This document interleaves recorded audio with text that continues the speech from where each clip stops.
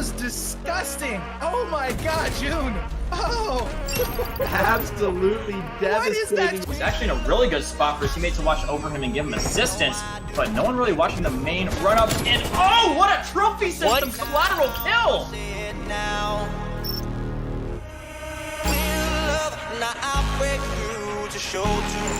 Oh, they gotta get on the point. They gotta get on the point. They're gonna run out of time.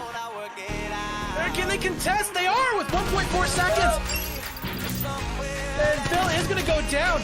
We are gonna be seeing him now. No, out of the point, and Wave Runners by the skin of their teeth are gonna be able to hold on. Can he play from horse? Oh, holy! He's gonna get another one. As Hoy will quick scope heavy.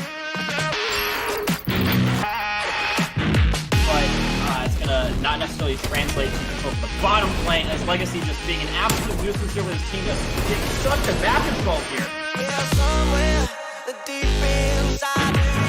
Kill is gonna get hustled down to 2v2. They should have had the man up, and now Austin's gonna get one. He's gonna look for the double, can't quite get it. Zuxium, the last man alive, and now Zuxium trying to finish off the team. He's gonna stun in there, C1. One's gonna push out, it's gonna get taken out. Zuxium can finish it right here, 7 points left. Taking out another one more pushes out. He's gonna get taken out by his teammates, and that's gonna be Hype Esport taking map number 1. I see it now, I see it now.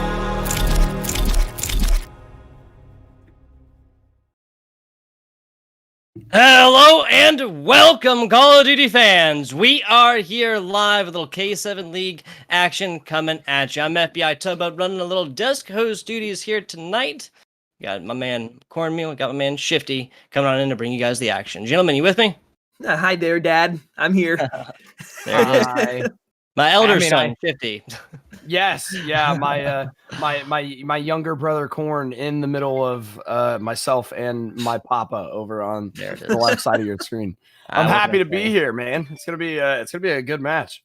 Yeah, Papa Tug has a little bit of a ring to it. What can I say? Gentlemen, this is a Knights Templar Rated Gaming White matchup that will have some long-reach kind of influences here, as we're now in week 8 of these 10 regular weeks of the K7 League. Corn, you want to talk to me a little bit first about this Knights Templar squad? Well, Knights Templar, they're coming into this at a nice 2-4. They're sitting pretty. The big thing for them is trying to make sure they retain that wild card spot going into the playoffs, because as we know, there's 3 teams that are going to qualify directly from each of the 2 divisions, and then those 2 wild card spots are going to be huge for getting in not only to playoffs, but being able to potentially cause some upsets when we do get into the playoffs. And hitting your stride at the end of the season is exactly what teams are going to want to do. And after Knights Templar was able to beat the side of Valkyrie in the cross-divisional week, it's showing strength not only against the opposition in Division B, but they can really start to turn their season around here towards the end of it, at least, as we get ready for playoffs and start a hot streak. Absolutely. Yeah, so that's just a little bit of a breakdown as to what is on the board here for the Knights Templar. Now, Shifty, Rated Gaming White, please.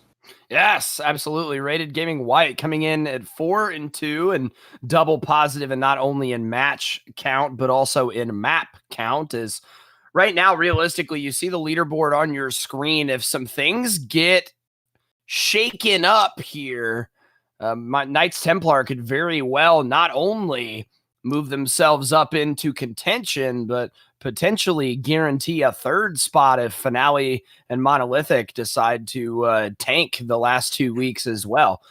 So Knights Templar, like you said earlier, Tug, huge implications for this series, and Rated White primed and ready to try and stop it. Absolutely. So this is a Division A matchup here. Like I said, have long reach influences as the postseason and whatnot. We're starting week 8, given this game has not started yet. Obviously, there's this game, there's next week, the week after that. So 3 more games on the docket for these squads. As I believe Hyper was mentioning, fellas, this is basically Division A with Heartbreakers on top, obviously, completely lossless. They've won everything so far. And then you got a second place, and second place. Yeah. Yeah, they're all tied realistically after the first place right now. So yeah, I mean, that's especially with this match here. I mean, if Knights Templar is able to break that tie theoretically for the side of Rated White, then again, the implications could be long lasting. I hear you. McCord Meal, talk to me a little bit about kind of who can do what postseason. I mean, realistically speaking, when you look at the teams and you see the records, it obviously is never really the full side of the story.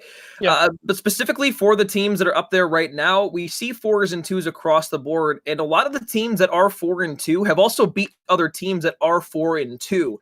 So really what that comes down to is not the fact that they aren't better than these teams or they're worse than these teams. It just comes down to who is having a better series at a given time and what those vetoes are going to be. So once we get into the postseason, studying the film for your opponents, finding out where their strengths and where their weaknesses are as well is going to be instrumental not only to winning series, but advancing yourself in the playoffs. Heartbreakers are obviously sitting nice and pretty at that 6-0 with an 18-2 map win-loss. However, they're not indestructible, and that's what I think a lot of players need to understand is that these teams that are at the top are not always going to be the top dogs throughout the entirety of the year. They might be great in the regular season, but we saw what the Miami Heat did to the Bucks last year in that best-of-7 series. Yeah, I'm not sure how much more we're going to talk about basketball. I know how you get, Corn. I know how you get. Let's just say it like that. End of the day, my math here is correct, gentlemen. This is Knights Templar and Rated Gaming White squad that have not placed each other yet. They have not played in a head-to-head matchup yet. Is that correct? Yep. Yes, that is correct. So first time we're going to see them go at it here, I believe. Yeah, so Shifty, want to come up with you first here, kind of get, obviously, predictions, right? What is going to happen here? Let's see. So Knights Templar, I was talking with Rybo the other night, actually, the captain for Knights Templar, and he said that he's been infinitely more confident in his squad since the last 2 weeks have transpired, and since they've been able to get those 2 consecutive wins under their belt. So especially now with what I'm hearing in my ears that Kaiser is not going to be here, that they're going to have a fill-in for that 4th spot. This definitely could go very heavily in favor of Knights Templar if Rated White doesn't get their collective unit together here. So I'm still, I think, going to give the higher team in terms of record the benefit of the doubt. Now, I'm going to say Rated White in a 3-2, as much as I would love to see Knights Templar win because of the possible implications for down the road. Yep. I just don't know if they're going to have what it takes. Down the road, as well as tonight, we'll talk about a little bit more about what's on stake, specifically this matchup between KT and Rated Gaming White. But Corn, same question. What is going to happen here tonight? You know, it's an interesting question because you talk about now for the side of Rated White, you've got a different player coming in and changing up the roster just a tad bit. However, we've seen the shakeup in the CDL recently with young guys like Draza or young guys like Neptune coming in from Halo. And, you know, there's so many examples like Standy to point out to when there's new rosters that are being formed or new players coming up and getting the call. The problem with that is that is the professional scene as well. And these guys have been grinding their asses off for the entirety of the Challengers years for years and years, not just, you know, this year and last year. It's been years. So obviously this isn't the same level. However, there can be chemistry issues that can arise. However, when you do have a sub for the entire season, usually you're comfortable with them or have a relationship with them. So I do think that the side of Rated White still has the advantage going into this series. However, with Knights Templar being at least more competent than other maps, in their hard point and control, specifically with kind of the maps that we're going to be seeing a little bit later on, I do think that they have a realistic chance in this series. So I'm going to go out on a limb here. I'm going to say it's going to be Knights Templar in a 3-1 victory. 3-1. Gotcha. So 3-2 for old Shifty, 3-1 the prediction for McCornmeal. We'll talk. Well, not talk. They will act, walk the walk, not talk the talk, and see kind of how that pans out. Now, gentlemen, I was mentioning there's a little bit more on stake here tonight. This is the week 8 of 10. There's no official money going from K7 yet. That'll obviously be our playoffs and finals competitions. But here tonight, KT has a little bit extra on the plate. Is that correct? Yeah, KT, Rybo and company have somehow, I don't know how, coaxed a bet from some of the wager, yes, wager from some of the K7 staff that they will in fact be receiving $20 a player per player, 3 separate K7 members here tonight. So Knights Templar, that's what I said. Rybo came in last night with the energy that he was going to win, and not only win, but win handily. So that enticed some of the K7 members to tell him to put his money where his mouth is, and we'll see if that ends up playing out tonight. Exactly. Now, Corn, obviously that's going to have an implication here, right? A little bit extra cash on the line. I mean, when there's money on the line, it always makes the stakes a little bit more enjoyable, not only for the people playing for the money, but also for the people watching that have either bet the money or just want to see a nice little prize match on the line. But now we're going to head over towards our maps presented by GitGudHosts. We've got 3 maps in a row that are exactly the same. It's something that we've come to expect when Shifty and I cast together. Raid, Checkmate, and Moscow will round out our 5 maps here tonight. And really the big key that I'm looking for, again, for the side of Knights Templar specifically, is their hardpoint and control and their respawn in general on the map of Raid. Not to say that the side of Rated White isn't very, very good on Raid as well, but I feel like if this series is going to go the distance for the side of Knights Templar to get that really important win over the side of Rated Gaming White here, it's going to have to come down to the respawns, and they're going to have to be good, especially on Raid with it 3 times in a row. Yeah, so we've talked about the where, gotten some big brain and input from both of these guys to what might be happening. We've even talked about how much, right?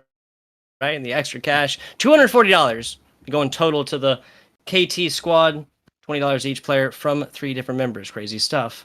What we're going to be looking at now is how, or the who, I suppose. How is this made possible? Huge shout outs, of course, to Hero, Victory, Man Hyper over there, and Kamaka as well, producing away, making our jobs as casters just so much easier. Or your guys' jobs as casters, excuse me. My job as desk host, so much easier. Got that beautiful voice in my ear. Kamaka's kind of leading us on through here. I'm doing my best. But partners. Been talking about partners. There you go. Yes, partners. I like that little 300 vibe to it. Little 300 vibe to it, right? So shout out here, of course, to GitGudHosts. They're providing that neutral host that's kind of located, that are located geographically to these CDL servers, thereby allowing more neutral, more even playing ground, more even playing field for these 2 teams, and thereby that's kind of competition really that we can get currently, obviously, whilst online. DropShotStats, it's not dropshot data, that's just what I say because I like the alliteration there, gentlemen. Providing that big brain analysis as well. Numbers wise, more like kind of like hardcore as opposed to the big brain stuff that you guys do bring in, but really in a lot of ways it does help the narratives that you guys as casters are able to kind of spin and weave through there and bring a different level of entertainment. Gamers Resort as well, working with gamers all across. This is the mental health organization. I honestly am actively making this world a better place for them who video game. Designed by you as well. You've seen plenty of their content kind of on display already. You'll see more of it in the transitions and whatnot because these folks over here do some of the best graphic design in the business. Rogue Energy as well. You've heard it here before. You've heard it before now. There's a reason for that. And get cracked up, get those fantastic straight laser beams shot in Call of Duty action, and get it with Rogue Energy, a little powdered caffeine action. Now, I believe that's it. It's done for me talking for a little while. Gentlemen, take it away. We are getting in here first. Like you said, raid. Little checkmate action, Moscow around you out. I'll see you, gentlemen, in a few minutes. Ooh, Shifty, are you ready, baby? It's go time. Raid, hard point to start us off. Tiny Wayne Gang back in commission on a Wednesday night. What more could you love? Thank you, Tugboat, for bringing us through the little bit of a pregame, and now we've got ourselves with a beautiful fly through of Raid, the fan favorite Black Ops 2 map. Rated White on the right, Knights Templar on the left. A match that has a lot of stakes that we talked about previous. We're just gonna have to see where this map 1 storyline leads us. But overall, realistically speaking, this map, it always provides a showdown. I'm quite ready. It definitely does. I mean, we're gonna definitely be seeing some big time plays here from both squads, and the one that I think we need to be watching for is Mythic. Mythic has been a monster for the side of Knights Templar here as we're seeing some team kills come in, which typically means that the game is going to be restarted. So we will have to get that figured out. But I will say the last time that we played, or that Knights Templar played on stream, rather, Mythic was an absolute monster and realistically was kind of paving the way, carving the map apart in favor of Knights Templar. So Mythic definitely going to be a big player to watch and is going to have to match the energy of some of the sub players that are going to be over on the Rated White squad. It's going to be difficult too, because when you're trying to battle aggression against submachine gun players, when you do have a team that's more of a relaxed, or I guess you could say the word passive in that regard, Sure. it makes your life a lot more difficult. Because if you've played Call of Duty, or if you've watched competitive Call of Duty for any amount of time, you know that if you have very aggressive SMG players who are going to get up and be that force to break those points, your job is not.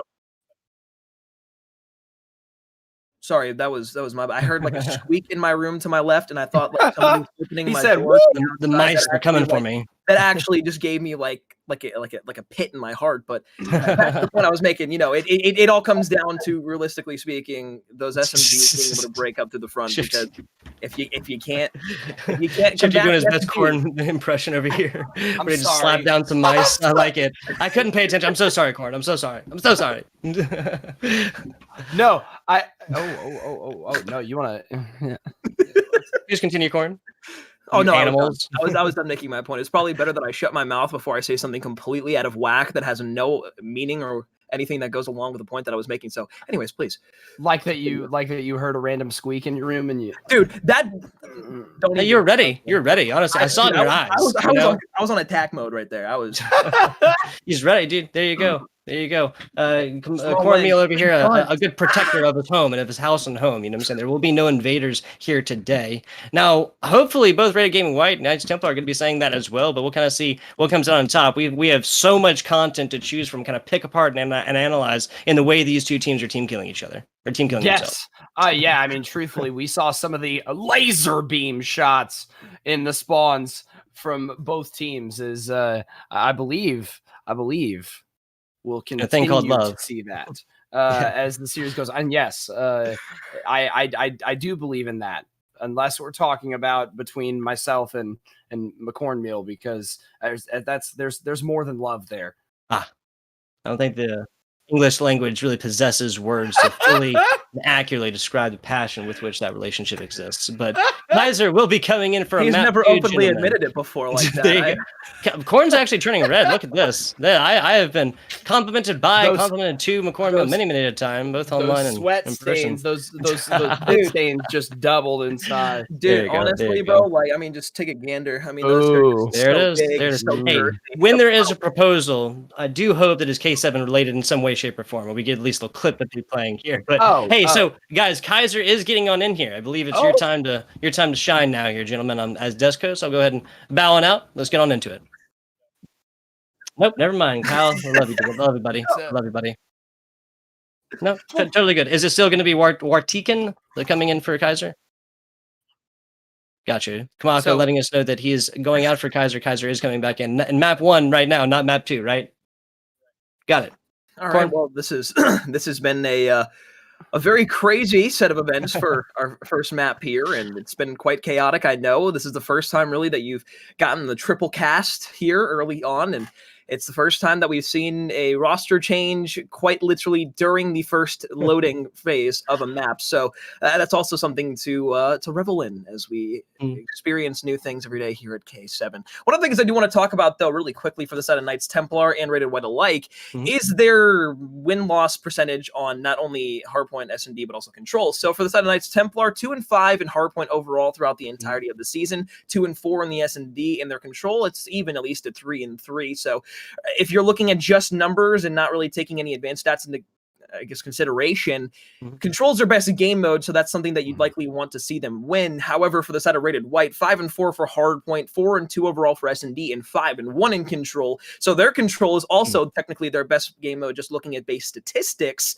And for the hardpoint, 2-5 for the side of Knights Templar, 5-4, the weakest for the side of Rated White. So that's why I was kind of talking about before how potentially be the team to take a hard point off of Rated White and win it in the respawns, and maybe take an S&D or sneak a control out of there at some junction. But not last week, but 2 weeks ago during the cross-divisional week when they played the side of Valkyrie, it was a 250-113 hard point win on Raid, and then in the control, it was a 3-1 win over the side of Valkyrie on Raid. So those are the same maps that we're going to be seeing here tonight. They looked good on those maps beforehand. Can they carry that momentum over throughout 2 weeks? It'll be interesting to see. But Valkyrie is also a team that is run-of-the-mill trying to get into playoffs over on the side of Division B. So with that being said, they can compare in that way to the side of Rated White.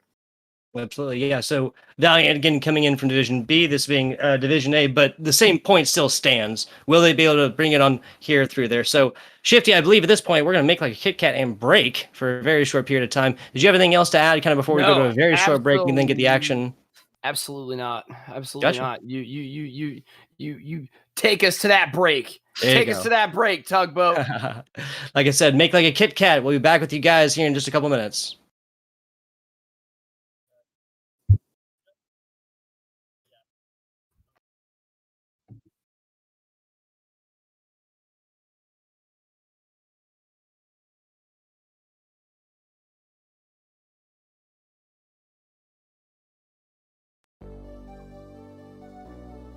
We mute, right?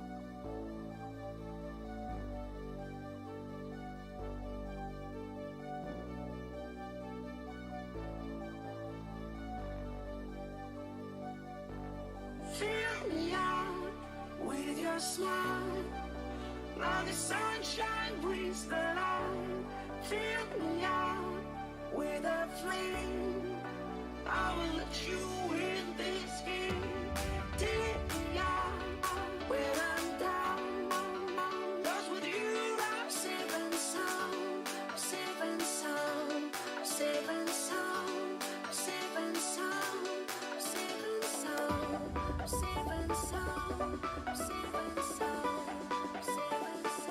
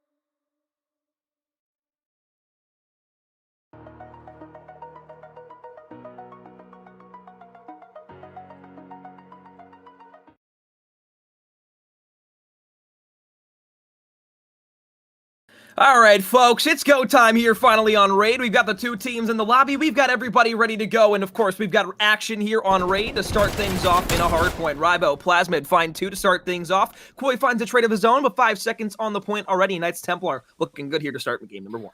Yeah, especially through the first 15 seconds now and counting as D-Day. Again, putting that forward pressure down. Koi on your screen now taking out Rybo is realistically here. Not a terrible position for Rated Gaming to be in, as it's It's a little bit of a late push, but still have decent map positioning, especially for this next set of hills. Is 20 seconds left and counting now. Nice nade getting dropped by Rybo. Early domination for Knights Templar here is now it looks like they may be the winner potentially of some early rotations. I was going to come down to player number 1, making this flank back around through basketball court to see if he can maybe influence those spawns a bit more. However, the most important thing here is to note that Wartech is still in here for the side of Rated Gaming over Kaiser. Thank you, Jesus. That was not English, but Kaiser. So, that being said, Wartech in the game here for game number 1. Pilly's still 0-0 inside of this game thus far. No engagements off the rip. However, with 15 seconds just ticked off the clock, Knights Templar, they've already bursted their way through the front door. Shot punch from D-Day and then gets launched backwards by a couple of shots from Koi. He'll find 2, looking to go ahead and find the 3rd. Gets away from the Semtex for now, but doesn't escape with his life as the side of Knights Templar grab the spawns. 30 seconds left, and we'll see the rotation over to P2 in just about 10 seconds. What a solid hold for the side of Knights Templar. Rated Gaming getting a little bit of time there on P2, but realistically, the flood was just too strong for the side of Knights Templar, and we're continuing to see that run forward, almost all red, constantly in your kill feed. Pilly finally able to pick up his first kill as Koi pumping a little bit of extra shots for love there into Rybo at the end. Is man, oh man, if you could see the Discord chat in between these matches, it has been a wonderful display of words between both teams, making this match that much more important, and D-Day showing up in a big way with a 5 streak. And if you're the side of Knights Templar, you're extremely happy because now on a 5 spree for D-Day, you're 2 kills off of streaks, or maybe just sitting in the point a little bit longer. Mythic's gonna lose a big one there to Freshie. Freshie with a pair of Pilly will find 2, now make it 3 inside of the hill. 4 down for Knights Templar. 30 seconds left. A break from Rated Gaming is there to hold true. Mythic and the rest of Knights Templar opting to go ahead and wrap back on over towards the basketball courts. They said, you know what, we got about 30 seconds of time there before the contest and the push came through. We're okay with letting them have the rest of that time as long as we can set up for the next hill and maybe retaliate with about 30 to 45 seconds once again of our own. Rybo with 2. Streaks don't come through for D-Day, however, they're going in sitting pretty with about a 30 to 40 point lead over towards B3.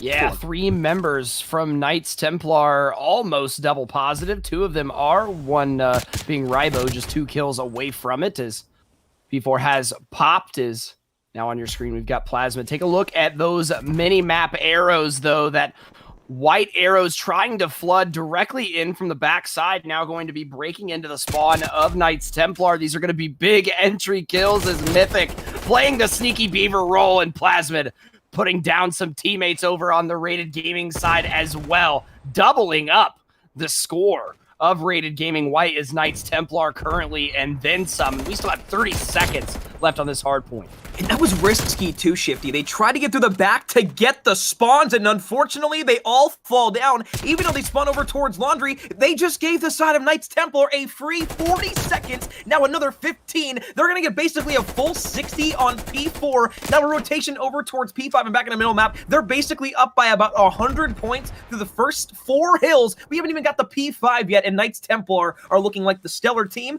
We have seen a lot of comebacks on this map specifically. Rated Gaming, though, they don't look like they have any pizzazz or motivation to even get a hill or 2 in their favor without, breaking a rotation with 20 seconds left.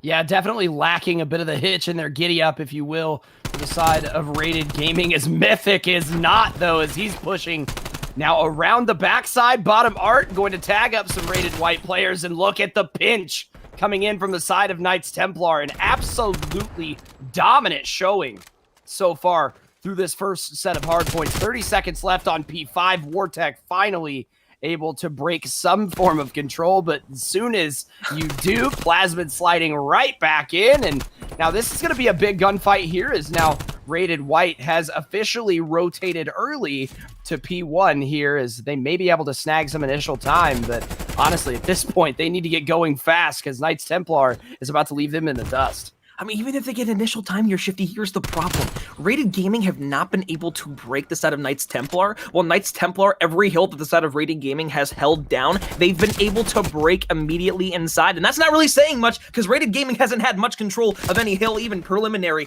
whatsoever throughout the entirety of this raid map. 100-point lead still for the side of Knights Templar. They're looking great, and now the break's about to come through. 3 versus 2 on the site. Pilly, some free fire shots over towards the staircase, and now back over towards the blue van. Gives away his position, so Knights Templar players know exactly where he is. Pinstripe kill feed goes through. Koi finds the last laugh here. One-on-one gunfight coming through. Rybo, the last one alive, over towards P1. Looking for shots, is going to be able to find him, although it was the Diamante in the hands of the player from Rated Gaming. Still a great kill nonetheless from Knights Templar. They've got the rotations over towards P2. Rated Gaming has gotten themselves a nice bit of time over towards P1, but it's not going to be enough to bring them back into this game.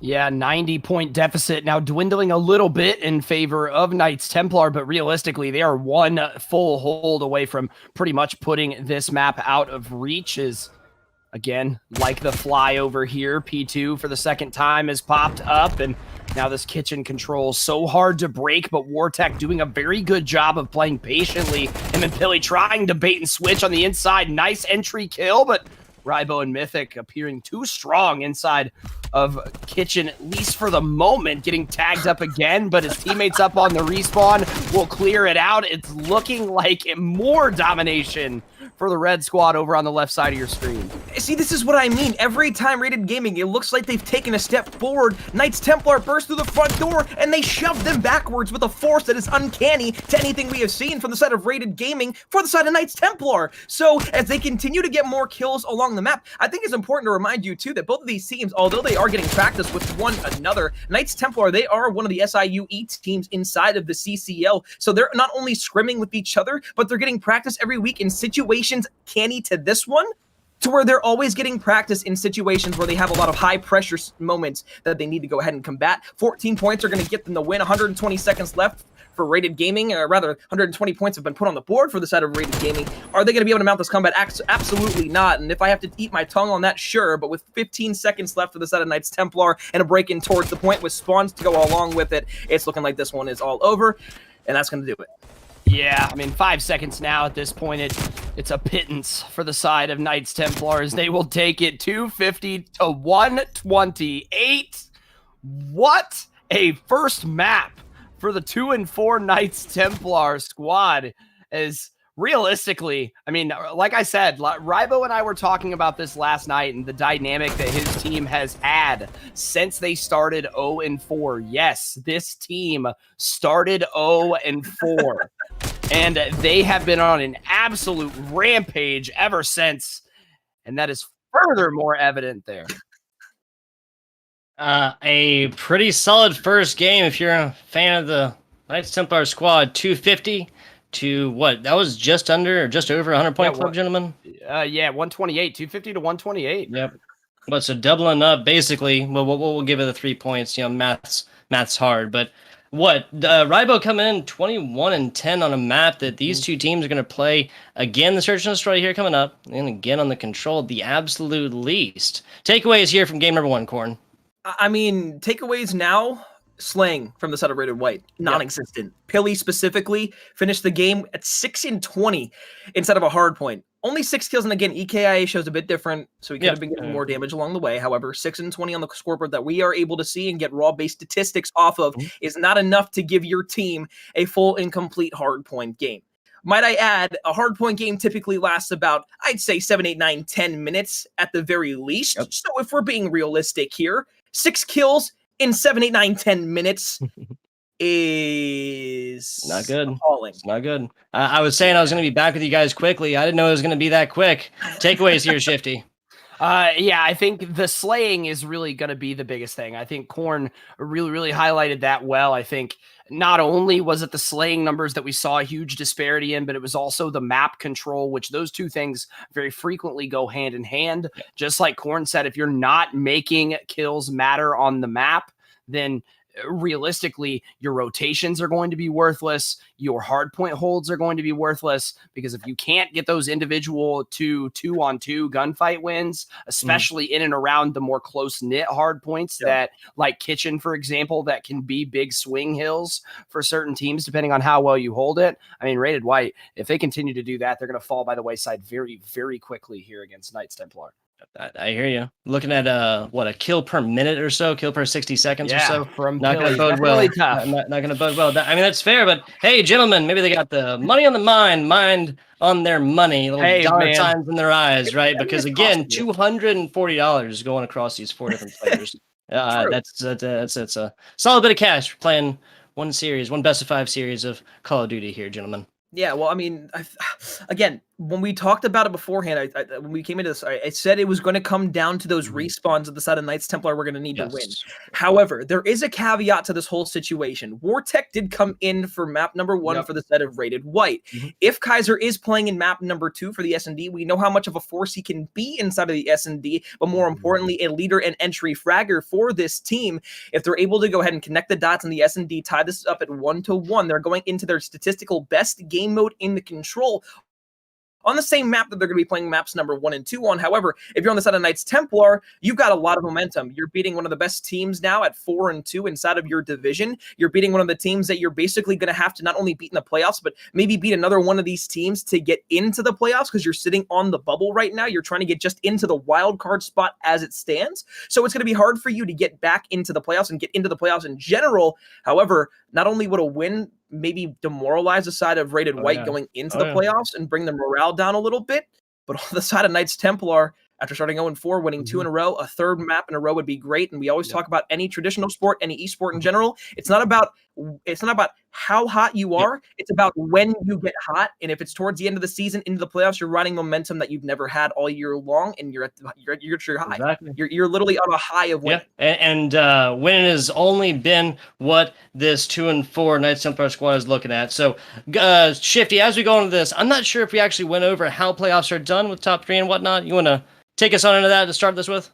Yeah, so my understanding of it is the top 3 teams from both divisions will be guaranteed entry, and then 4th and 5th teams will be in a wild card spot that then will potentially change for contention into the playoffs. Is right now both teams vying for that, and Kaiser doing that and then some in the first round here. Holy cow. Corn, you talked about how much of a difference he might make. Is Rybo looking to try and make a counter difference here, and he will fall. Kaiser taking 3 out of the 4 kills in that first round.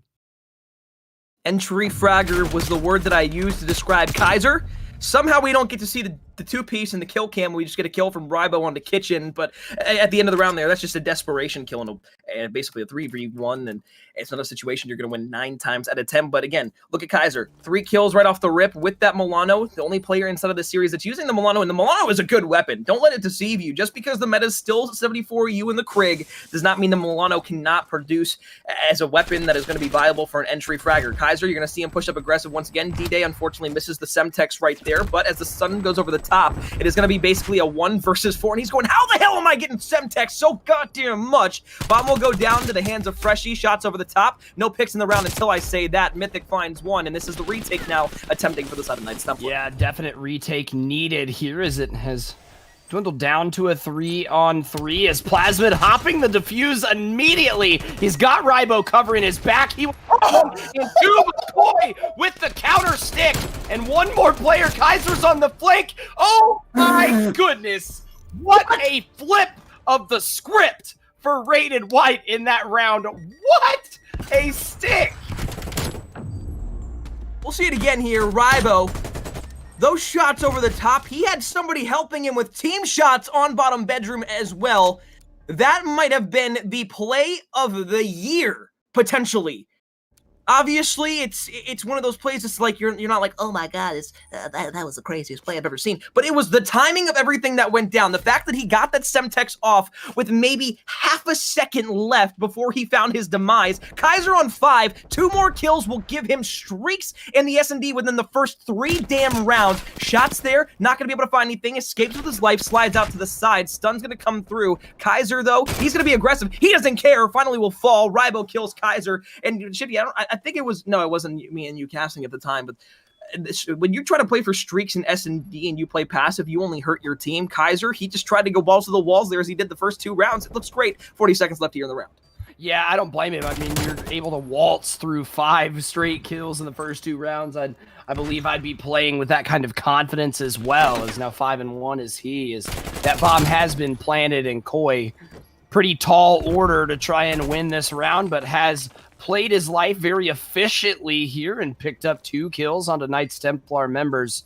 1v2 though, with only 15 seconds left to go. I mean, this is virtually impossible as Koi trying to maybe bait the fake defuse. Now no time left, gonna play for kills, potentially the streaks, but no, Rybo will come in and trade that off. Knights Templar finally putting themselves on the board there, and it came off the backs of a very nice hot start in that round, but Koi almost dismantling them there. And that was a great post-plant push from the side of Knights Templar, but I will say the early aggression there from Kaiser, although he was feeling himself, and that was kind of one of those heat check moments on the map, did put his teammates in a very tough position early on because they basically gave up the entirety of A with that push into Art early on. Because he falls, it's a 4 versus 3. They get the bomb down, and then they can just set up and wait for the players to come back. Koya had an opportunity to clutch there at the end, but again, it was a great post-push play from the side of Knights Templar. They're able to go ahead and play the 2v1 perfectly together, and that just goes ahead and shows the chemistry that they have from playing together for basically the entirety of the year. However, D-Day, he's going to find 1, finds 2, looks for the 3rd, almost able to find the 4th as well. However, he'll fall. Now it's Freshy's turn to retaliate with 2. I believe he saw Plasmid there. It's going to be tough, though. He's got a pinch coming. Knights Templar, they go quick. They storm the fields just like D-Day, and they take round number 4. Wow, that was a great little, I like that. I like that. That was good. Storm the field like D-Day. Ooh, and it's a player's name. Look at the vernacular. They're on Alex water, McCormish here. So, I mean, maybe not a beach, but the closest thing to it on this map. Water. It's just water. Round number 5 here, as we're both tied up at 2 apiece. Knights Templar and Rated Gaming, and we've seen now back-to-back 2 straight swaps from Rated Gaming first. They were able to take the first 2 rounds on the back of Kaiser's nice hot start that Rybo evened it up at 5-2 now himself. First 15 seconds have crossed, and Bomb stuck in a bit of a weird position here in Zig. 2 players from Rated Gaming looking potential to stop it. Nobody off the board just yet. Bring it left here in the round. Passive play from the side of Knights Templar. Looking over towards B, though. That is going to be their strategy for the time being. You've got 2 players from the side of Rated Gaming in middle map, ready to rotate at any moment's notice. 7-6, playing back and passive once again. However, this is another situation where the side of Knights Templar basically have the entirety of A for free. Now, working the pinch play, though, is going to be the side of Rated Gaming. D-Day continues the streak from the last round. Gets the first pick here early on. Bomb's going to go down by the hands of Mythic. Push over towards ramp. Rated Gaming on the retake. I maybe would have liked the wrap through there, but Knights Templar are sticking to their guns and taking over the B site and doing a damn good job of it as Kaiser getting baited out by the nades, and Plasmid will be able to pick him up there. Now a 1v3 again. Koi last alive against an onslaught of Knights Templar members. Nice shots onto Plasmid though, as Rybo and D-Day know they can just play back and wait, and they do just that. Let Koi run into their sights, and Knights Templar now winning 3 rounds in a row to match the initial aggression from Rated White.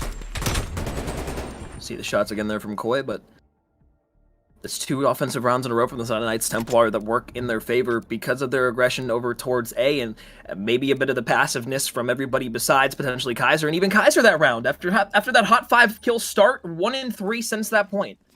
So when you slow down a little bit, that just goes to show how Rated Gaming has to rally behind their best player. There's really nothing else you can say about it. We saw map number 1. It didn't go in their way because they did not have him. Wartech was a great help, but it wasn't even Wartech's fault. And once again, we see another map where Rated Gaming has a player in Pilly who just isn't there in the slaying department. Maybe he can step it up a bit here, but as Knights Templar have won 3 rounds in a row, the momentum is now heavily in their favor in this S&D. A minute left, Rated Gaming still hasn't even got past the 50% mark with the bomb. Yeah, I think we've seen really a tale of two teams for the side of Rated Gaming. Those first 2 rounds filled with nothing but aggression, but now at this point, you've seen them slow down to a crawl here, and my goodness, Knights Templar is picking them apart for it. Plasmid taking 2 big kills that round. Kaiser, however, is broken through the backside and into kitchen here as he's got quite a tall order again, to say the least. As you see, that bomb is down, and all 3 members of Knights Templar stacked up in the general vicinity. I mean, there's just no way that with the time on the clock, as he's about to run into the sights of D-Day and will get put down. Knights Templar, 4 rounds in a row now. Rated White's got to do something. Only way the only way Kaiser was going to win that round is if he killed that player that was playing over towards Laundry. Even then, the side of Knights Templar could have just sprinted back all the way around to the bull side, through the spawn, and gotten away because he still had to get the bomb. And they knew the bomb was down. And you saw where the arrows were playing. They knew where the bomb was. However, the current streak now for D-Day, 5 in a row. Same situation that Kaiser was in beforehand, but now on the side of Knights Templar, looking for those streaks. 2 more kills will go ahead and give him at least the artillery barrage. 8 will give him that cruise missile to go along with it. But realistically, what I want to talk about here, Shifty, Kaiser, he was aggressive early on.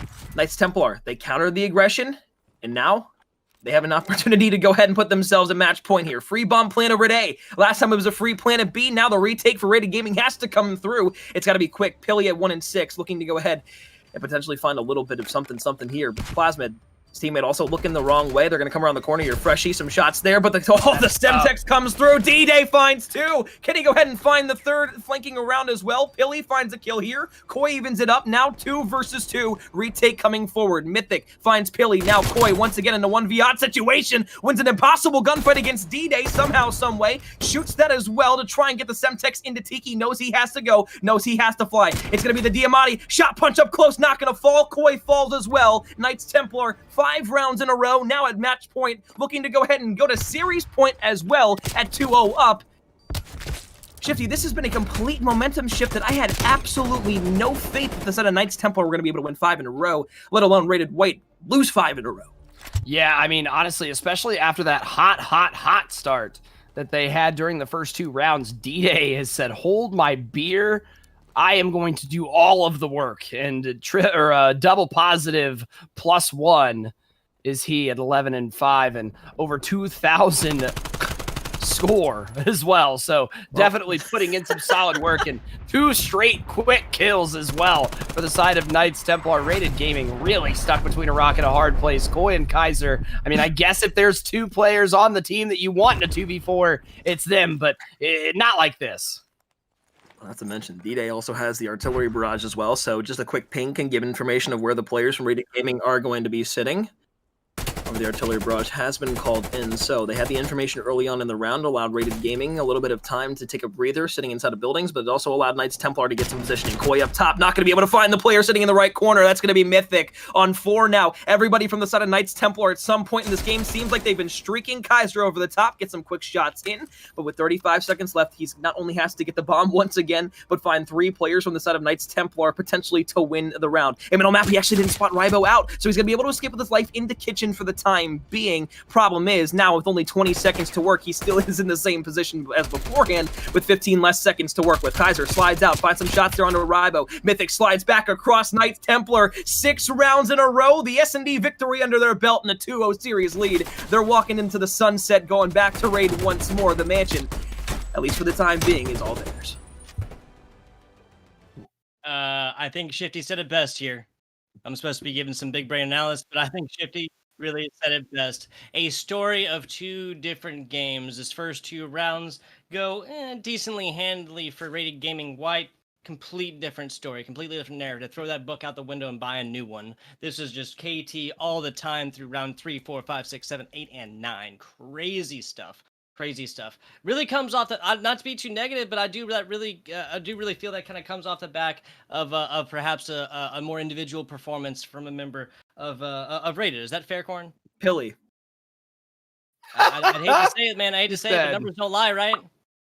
I mean, look, this is not a witch hunt for players, and I need to make that specifically clear. No, absolutely It never not, yeah. is. When you point out somebody's weaknesses or a player is having a bad map, a lot of people are always going to either say, oh, there's bias there, or they're just absolutely crapping on another player because he had a bad game or a bad series. Bad series happen, but at the same time, a bad series can give your team a loss, which could then put you at an even more severe disadvantage going into playoffs in terms of positioning and seeding, that you're going to have to play better teams if you fall lower. So right now, with the 2-8 S&D performance, a 6-20 hardpoint performance in the control, this is where the side of Rated White are the best. We've highlighted it throughout the entirety of this broadcast thus far. He's got to step it up, or else they might be able to substitute in Wartech or something like that, who at least had a comparable game number 1. I'm not, again, saying anything too negative about this player in Pilly, but he needs to turn it around if they want to win, or at least have a chance to pull off the reverse sweep in the Cinderella story.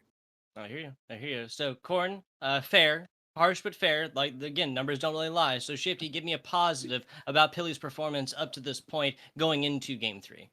Well, I think one thing that I've seen him do on the map is it seems like he's in the right position to help his team. It's just maybe their cohesion isn't there. Maybe he's not calling out the small talk. Maybe he's not calling out where he's spawning or hearing where his teammates are spawning, which then influencing where he's looking and where he needs to be applying his pressure. So it's realistically, from what I've seen, it's not that he's putting himself in bad positions. He's just not taking advantage of the positions that he has been in. So I think he's got good map presence. Let's see him turn that map presence into maybe some more kills here as we progress forward into control.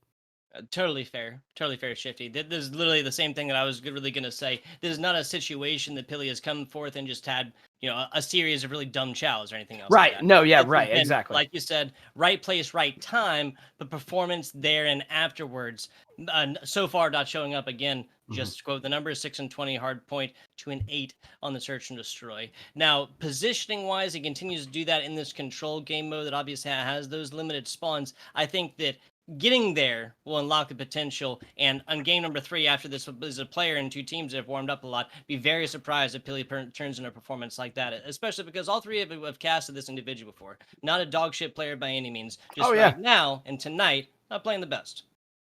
I agree. I mean, I think one thing that we'll need to see here going forward is we're going to need to see Rated White dictate the pace of this control. Yes. I mean, we all know that this map can be very even, both offensively and defensively, depending on how you play the map. And I think with that being said, Rated White needs to be able to dictate the pace. If we look at that hard point, Knights Templar constantly early rotating, constantly winning the gunfights that needed to be won. And that was a lot of it was based on how aggressive they were playing. And Rated White just couldn't match that aggression. So now, on the control, we're going to need to see them be able to take a deep breath, slow down a little bit, worry about their map positioning, and utilize being able to dictate the pace of the game to go forward and try and force it to a map number 4. I mean, look, Shifty, look, momentum. Yeah, Corin, here's the thing. please. Like, Kaiser makes a difference. That has already been shown 100%. The problem is now, at least for the search and destroy, the problem was you can be aggressive in 2 rounds, but if you don't have the presence with you when you're making those pushes, you're leaving yourself on an island to get killed by 2 players. That is that's not something you want to do. But if you need to be that player to get those entry frags and entry picks for your team in an S&D game, that is what you have to do. It's like the ABZ type role inside of that phase roster back when he was on EU United. Your entry SOG players, your entry MP5s, whatever it may be, those are the players that are breaking through the front door, getting those 1 or 2 picks to start a round off and giving your team the advantage. He did that in the first 2 rounds of the S&D. Knights Templar were able to adjust, play against that, and then absolutely spit in the faces of the set of Rated White for the next 6 rounds in a row. Instead of a respawn game mode, if you have a player like Kaiser getting aggressive, it's much, much easier for your team to play around that than in an S&D if you have passive players. If you have passive players in an S&D and they're not pushing up the map to get those trades when they're needed, you are going to 9 times out of 10.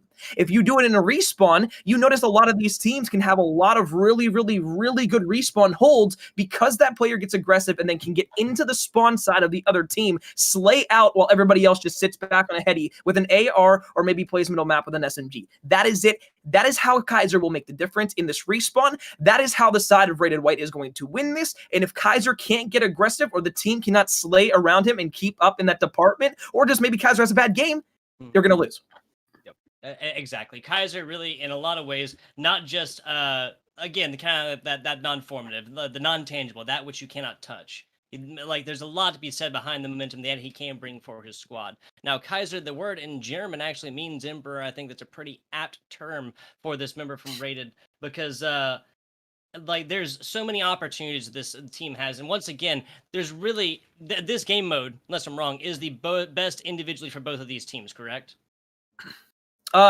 Statistically speaking, yes.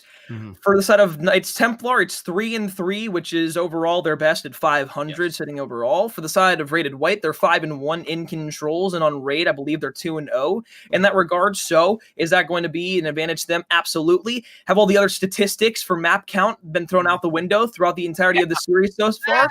Absolutely, they have as well. So, really, does it mean anything? Absolutely not. At least to me, I said a 3-1 for Knights Templar inside of this series. I still think it'll be a 3-1. I think Rated White will come out and win this control, but I don't think it's going to be a 3-1 or a 3-0. It'll probably be a 3-2, if anything, and that's if the side of Rated White can have another turnaround with their slaying department. Entirely fair. We're going over the predictions from our two casters here. That was 3-2 for Shifty, correct? Yes, I said Rated White was going to take it, so I was maybe crutching a little bit too much on the previous stats, and well, entirely possible still, right? Yeah. Like, it's by 2. The reverse. absolutely. Exactly. And it's got to start on this map. It's got to start now. Exactly. This is the last opportunity. Rock in a hard place. Now, Corn, you were saying 3-1 the other way, correct? So that is still entirely possible, right? Yeah, absolutely. And it all came down to just looking at the side of Knights Templar, what was on the line for them compared to what was on the line for Rated White. Rated White obviously are sitting nice, at least in the playoff chase right now. So for them, it wasn't a match where they were coming in like, oh yeah, we really have to take this super, super serious to keep our playoff spot. They're looking at the record. They're going 2-4. They've got a 7-12 map count. You know, we can take this a little bit lighter. And that just goes to show you never underestimate your opponents going into a match. Obviously, I have no idea what's in the minds of these players on the side of Rated White, if they're underestimating or not, what is actually being said inside of their team chat. However, when we get a little bit further into the series, hopefully Knights Templar can get slowed down a little bit by the presence from the side of Rated Gaming. Hopefully Pilly can start. Well, that's not a great start there. D-Days takes down a teammate in Mythic.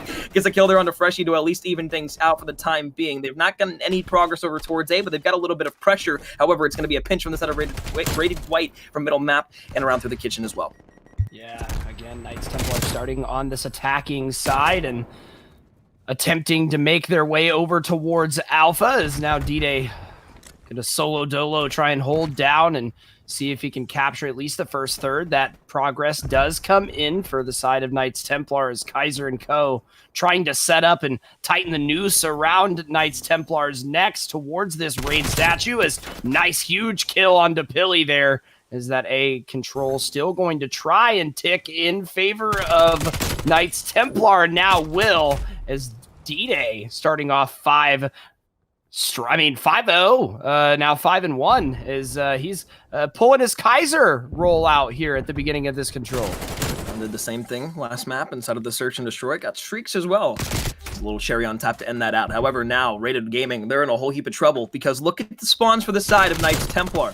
Obviously, they're still back over towards that bottom right bedroom. However, with them being able to push up over towards B and only having one player there, with those close spawns under B bedroom, they're going to be able to get 1 to 2 ticks on B without there being really any retaliation for the side of Rated Gaming, unless player number 6 and Koi is able to go huge. He's been able to do it before, but Plasmid smarter, quicker to the jump, is going to be able to find the trigger pulls quicker, and from behind the player on the water steps falls, and Pilly, Freshie, somehow goes ahead and finds it. However, that's going to be the B point secured. An extra minute added onto the clock. 17-17 we go as we're tied in the life count, but Rated Gaming, they've got to be quick here. They've got to be smart, and they've got to deplete the zone before Knights Templar can get another push over towards A.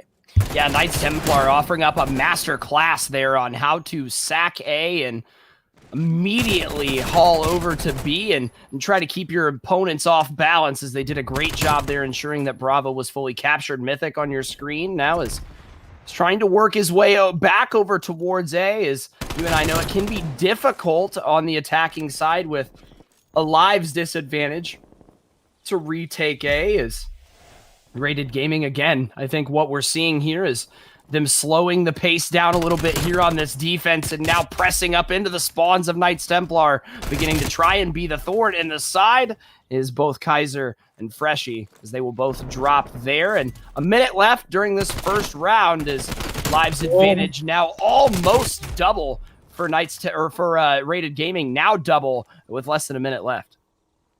Rated White came into this control. We talked about it beforehand, but it statistically is their best game mode so far. It at least has been proven in terms of how many lives are remaining for the side of Rated Gaming compared to the side of Knights Templar. Rybo, though, gets a first pick. Koi retaliates with a nice headshot from the Krig. And realistically, it all comes down to just one good push from the side of the offensive team to go ahead and capture the zone. Right now, Koi left alive with his teammate player number 8, and as Koi finds the kill with the Semtex there, D-Day's going to be in the back. Spawn tags up 2, can't find the kills. However, on the opposite side of the map, it is going to be Koi who finds a double on top of that Semtex kill as well. So that's 3 down for the side of Knights Templar. A 1 versus 6 now for D-Day. Found some shots into 1. Now they can basically all just play around. They know that he's basically trapped in the back, either towards jungle or the basketball court. Not sure why Freshy turned around there, especially if his teammates are in the back and making sure that he can't get anywhere on the map. They've got to push him together, and they can do it here, or just wait out the 10 seconds. Don't want to put themselves in a disadvantage whatsoever. Love the play from Rated Gaming here. They're going to take the first round win on the defensive side. Technically the easier side and the more, I guess, foreseeable win. But really, I mean, at the end of the day, Rated Gaming, that's a huge, huge round win, because although it starts off strong, Pilly's almost got as many kills as he did in the hardpoint in round number 1. True. Very true. I saw that. I believe started 4 and 8 during that first round, so definitely better than we had seen throughout the first 2 maps. Is Uncle Mo. Momentum is a fickle mister, and Rated White looking primed and ready to ride the wave there, as that first round definitely huge for the mental of Rated Gaming White. So Knights Templar, they're going to be on the defensive here. Let's see if they can answer back with a round just like Rated White did during that first one, as Rated White full send to A. All 4 members going to be trying to push up towards that hill, and my goodness, look at how fast that progress is ticking. First third already done. I don't know what that was. Maybe he shot at a spider. I don't know, but Koi needs to be careful here, and he is, at least for the beginning of time. Finds the 7th in a row. That's going to be streaks for the side of Rated Gaming. Koi, if he can find one more, he'll get that cruise missile to go along with it as well, which pairs nicely for a little bit. Oh, nice Easter gift in his basket. Mythic pushing up the map, takes one there down to Pilly. And although, again, not a great slaying department, he just needs to limit the amount of times he's dying on the map. That's really all it comes down to here, at least inside of the control. It's limiting your deaths, optimizing your kills, and not taking unnecessarily lives off the board. If you're not going to be great to go in and get those entry kills for your team, sit back, pull out an AR, and let the team slay around you and not take those lives off the board early on. I'm not sure if Koi was able to get that cruise missile to go along with the artillery or not. However, one streak can go ahead and change the complexion of a game. They've got 2 ticks over towards A, 2.5 ticks over towards B, and although they're being depleted, they're going to a minute onto the clock there. While they're tied 22-22. It was the exact same time same situation last time with 17-17, now 22-22. Rated Gaming on the offensive. One more tick will get them the win in the 2-0 lead. Yeah, I want to listen in with the Rated Gaming squad. Let's see what they think here, as they're only 1/3 away from capturing B and their second round win. 2 in money. They're hitting out mid. Okay. All right. No way you got friends on. Yeah, I just keep getting caught out by the All right, kid. let's hit the back. He's close. We got that Yeah. trade? Gotta check that. And there's another one, 2 in the back, 2 in the back. We gotta check that first. One's water steps. We've seen 1 set of kills, guys, and we win The this. one's in our spawn, I can streak it. AC, no, don't shoot, don't shoot. You don't want me to ping? Yeah, I got 3. No. One's flanking you. Mythic dead. You He's did gonna one spawn trade. basket. 2 You dead. did- Yeah, I'm in court. I got Last- court. Nice, that was 2. Last two are spawn. Like, mid and bedroom. Yeah, and one's court now. Fuck, Mythic. Top edge. One's top mansion. Absolute top bench if you can wall bang. There was one All right, basket. we got a minute. We have to get a 4 down.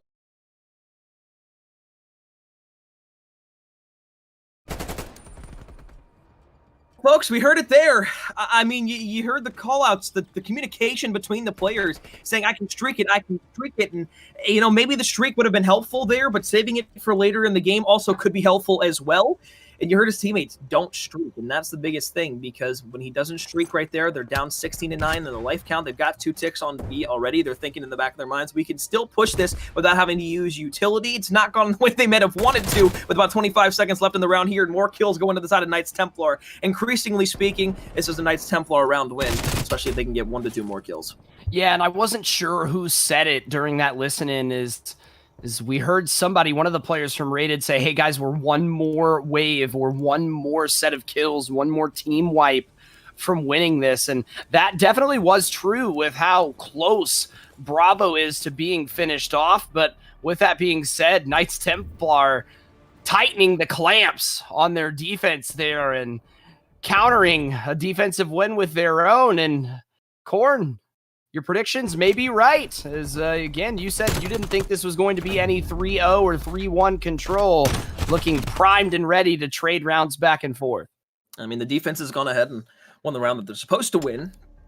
Back and forth in the first 2. You can see them on the map right now. Overall, right now, highest DPS for the side of Knights Templar.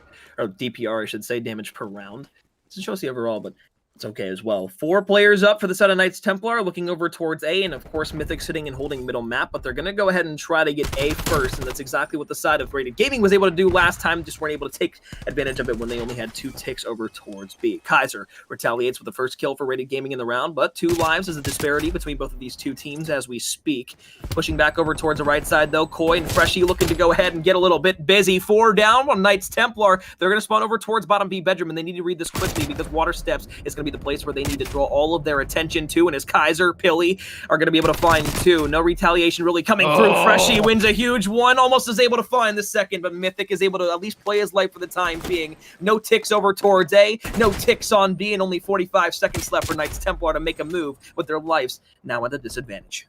Fool me once, shame on you. Fool me twice, shame on me, said Rated White as Knights Templar, after they got wiped off of A, they tried to mirror play what they did during that first offense and immediately try to swap over to B. Very nice heads-up play by Rated White to ensure that they went down those pool stairs and cut that off. However, let's talk about the run that we're seeing here, though. We had a pretty heavy initial lives in favor of Knights Templar there for a moment, but nice streak utilization finally from Koi as they may just lock up this round thanks to that nice team wipe using the artillery. And again, like we saw beforehand, we were talking about it. It's like, okay, when do you use the streak? Do you use the streak in that situation? And although they do need to go ahead and get this round because they can win in offense, I don't know if it was necessarily the right call. And yeah, not on defense, I don't think there, You never do, especially since this game has been extremely close thus far, and Knights Templar still have been competent enough to be able to go ahead and retake zones when it looks like they don't really have enough time.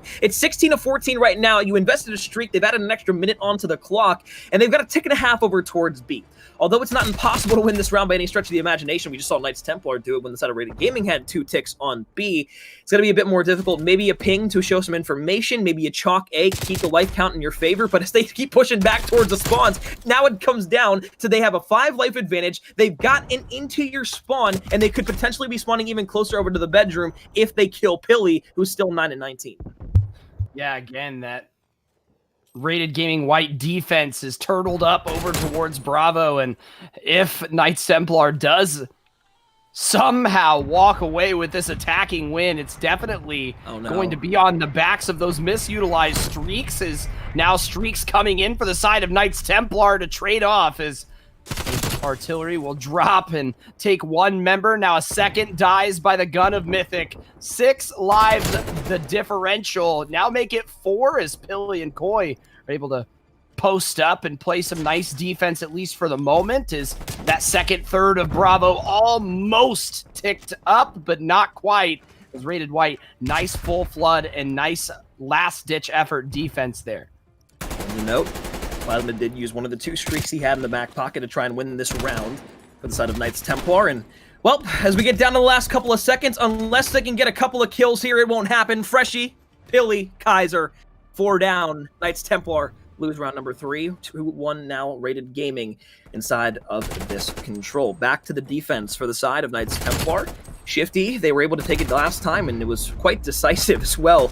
After A went down, they did not let the side of Knights, or rather the side of Rated White, be able to touch the B site whatsoever. Can they do the same thing once again here? Or can Rated Gaming go ahead and close out this control in a 3-1 fashion? 30-30, Kriegs, 74 U's, Molanos, all across the board. We'll see what can happen here. Pilly on a 2 spree. Maybe can make it streaks. 5 more. That's all he needs. Yeah, those streaks definitely could be big going forward here if he is able to string together some more kills here. 11 and 19 is he. Definitely still not up to snuff necessarily, but definitely better than what we had seen from him throughout the original first 2 maps of the series. So good on him for playing better there. D-Day, though, a man who's absolutely been shooting nukes here back on your screen, trying to halt the initial push over towards Bravo from the side of Rated White. And for the first time in this game here, we don't see an offensive round immediately start over at Alpha. Instead, Rated White attempting to try and catch them off guard and go for B first. Now attempting to hit A is the side of Rated White, and some Knights Templar members there to try and stop it. But nice initial entry kills for the side of Rated White as Mythic somehow pulling off that kill onto Koi and will halt the offense in its tracks. Mythic around the right side, still holding A to a standstill right now. If the trends continue to go the way they are, Knights Templar, they've won their defensive rounds a little bit better than the Rated Gaming has, and that would give them defense for the final round at number 5, and Plasmid still has the streak to work with as well in terms of that cruise missile. Koi used a streak up in their last defensive round. They still came away with the round win, but with 5 seconds left, this one is all over. It is all said and done. We're going to a round 5 here in the control, folks. Rated Gaming, one more round, and they will get sent home if they lose it. Rated Gaming, they need to take it.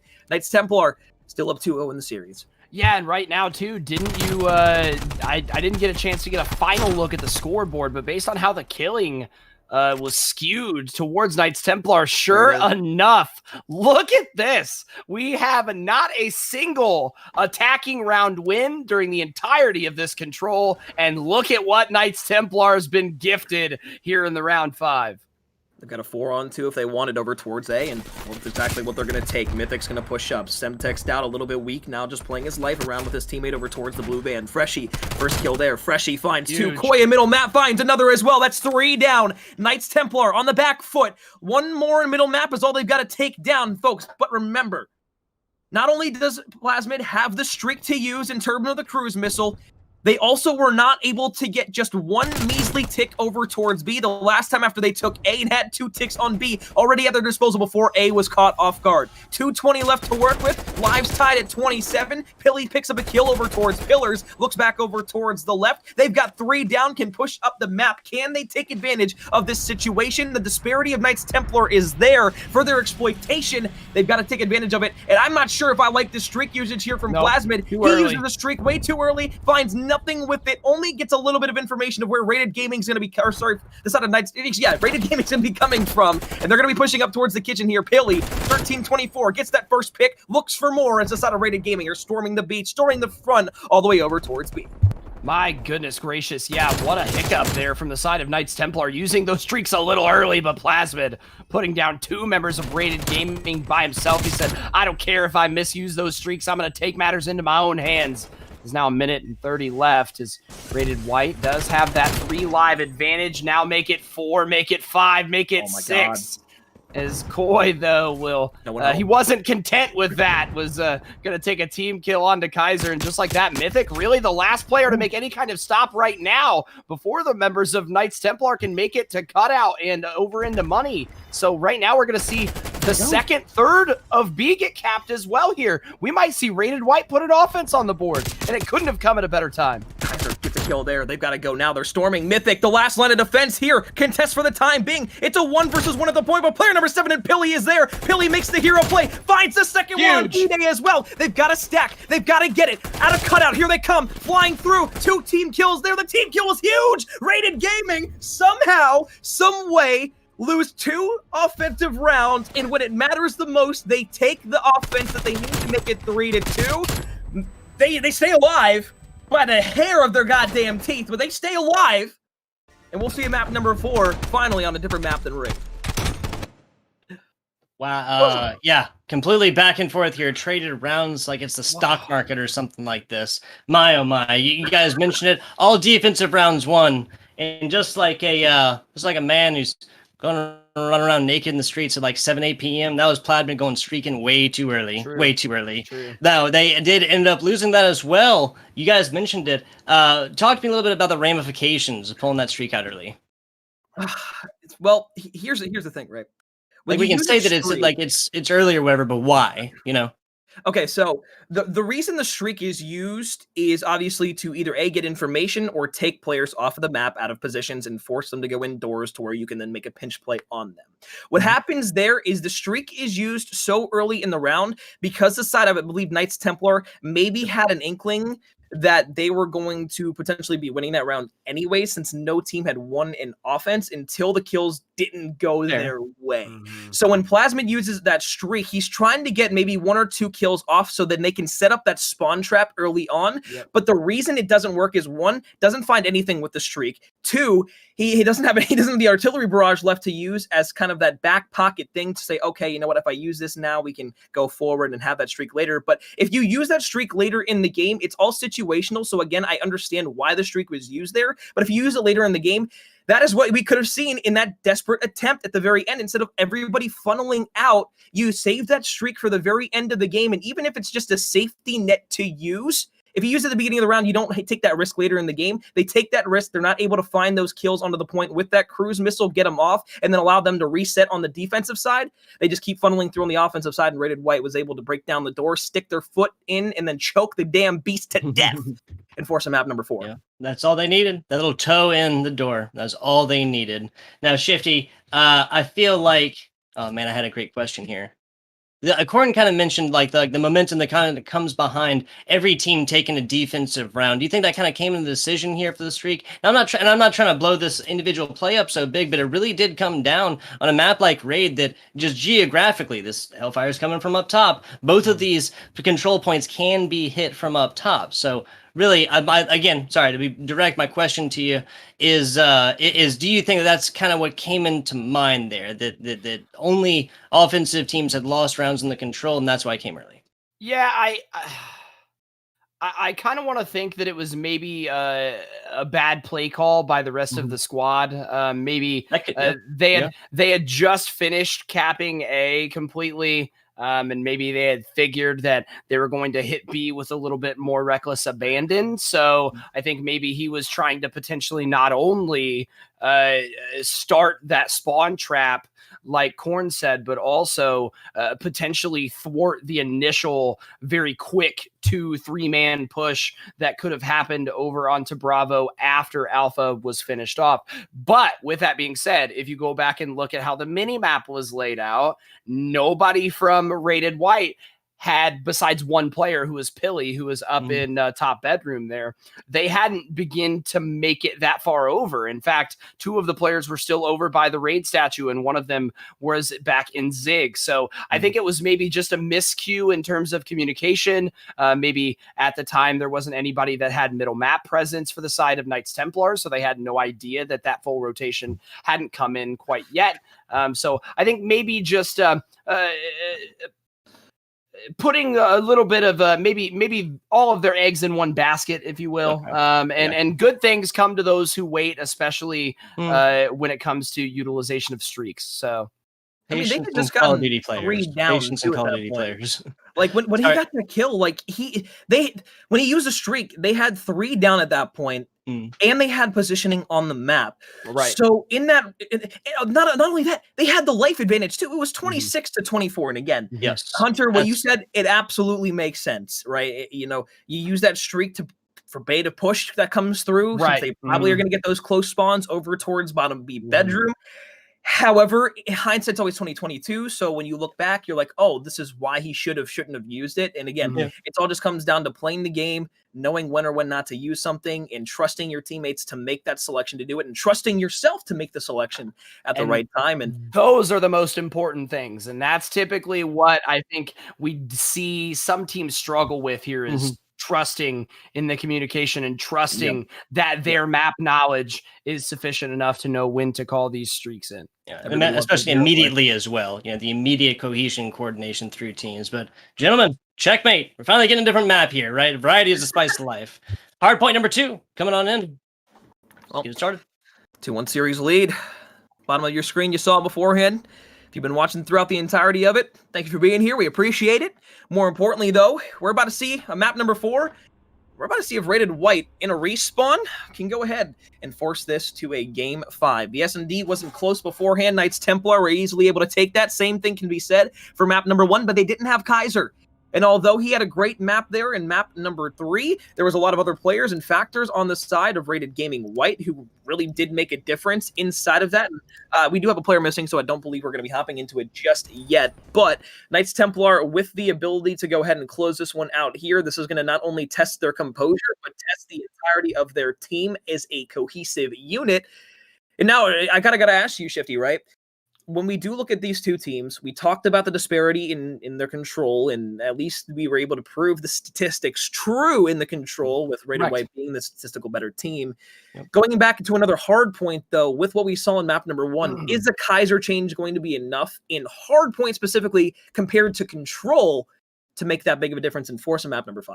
I think it can be. I think on a map like Checkmate, especially, where you're going to have this sort of duality of play styles, you're going to have the up close and personal hills like bottom plane and over towards AS&D with those long sight lines. So I think if Kaiser comes out and plays with the outright aggression that we've seen him come out and do very well at during the course of this series, then yes, I think he can make a big difference, because we talked about it after map number 1. Tug asked us both what we thought the key to that loss was, and what did we both say?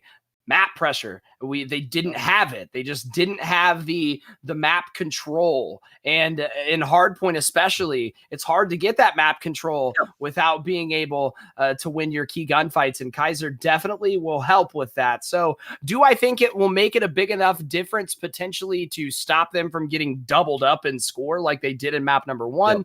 It's yet to be seen. But if there was one player for Rated White that I think would make a big difference going into this hardpoint, he would probably be the one to highlight.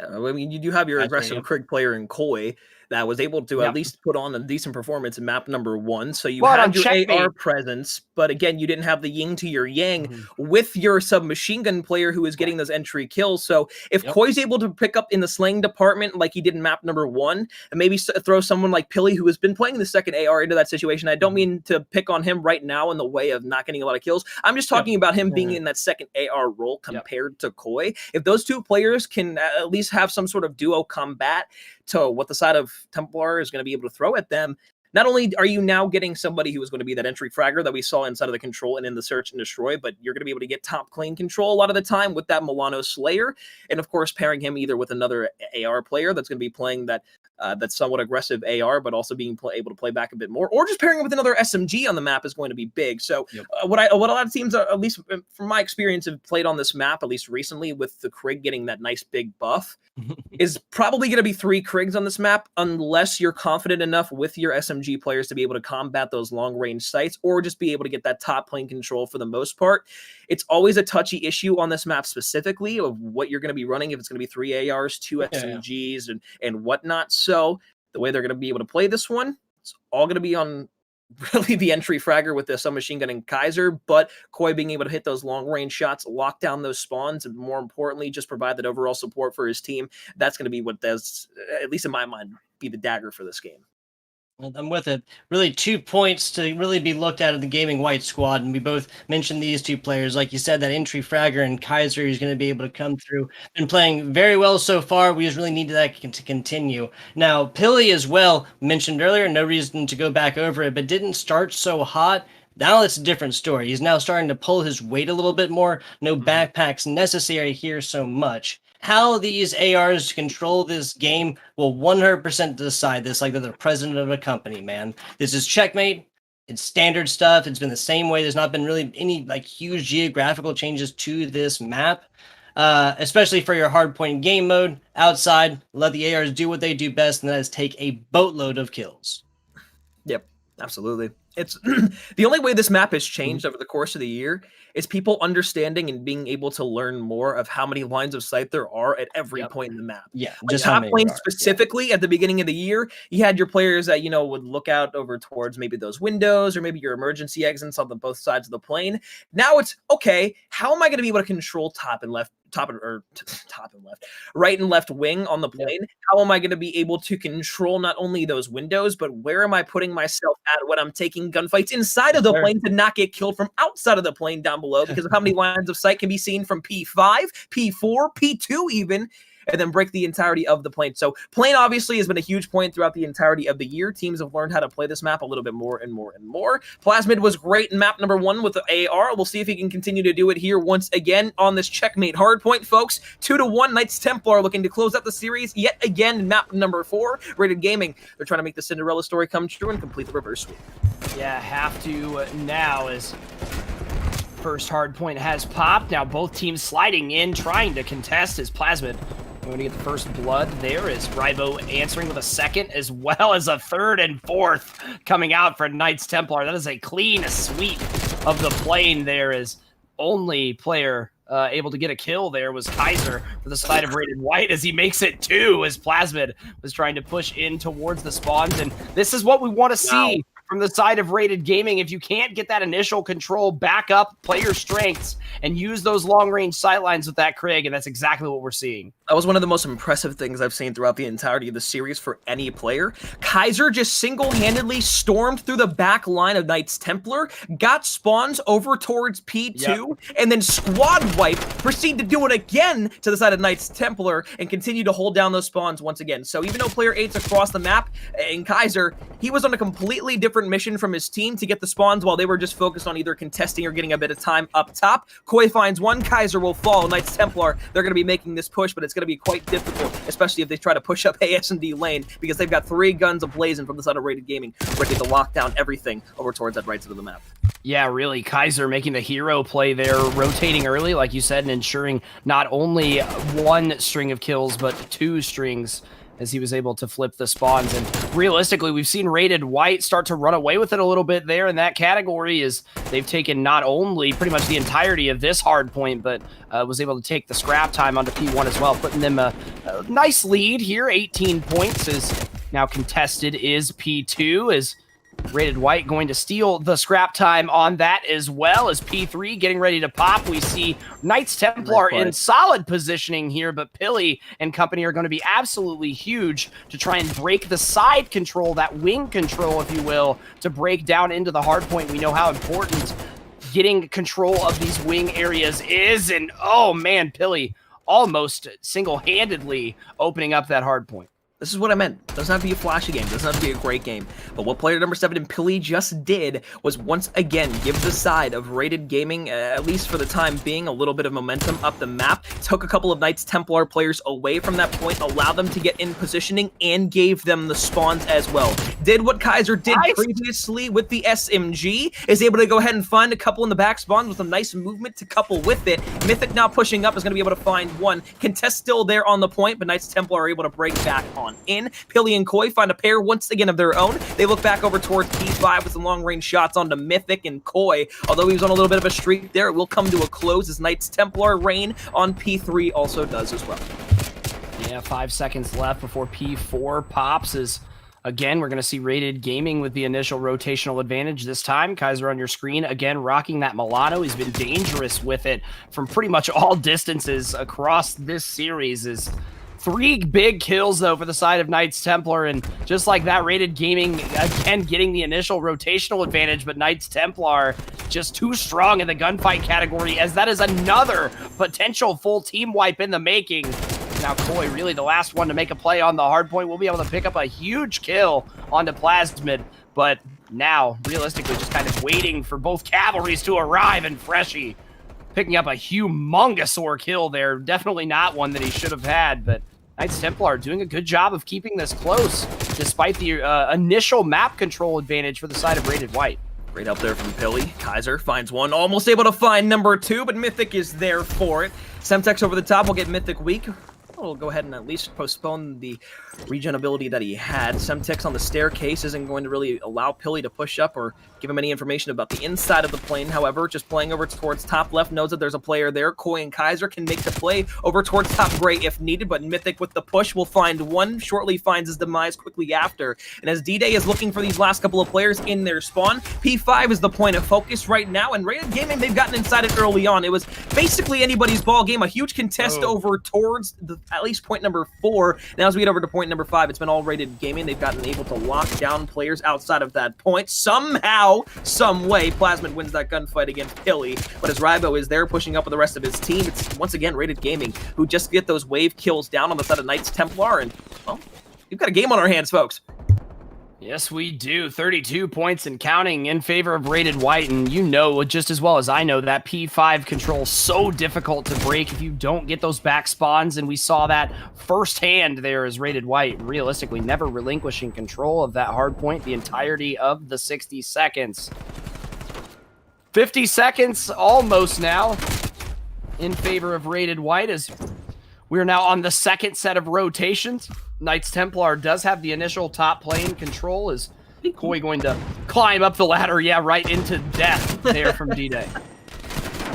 It's like being a good boy. You know, you climb the ranks, and then once you get to the end, it's like, oh, hey, yeah, you weren't good enough, so...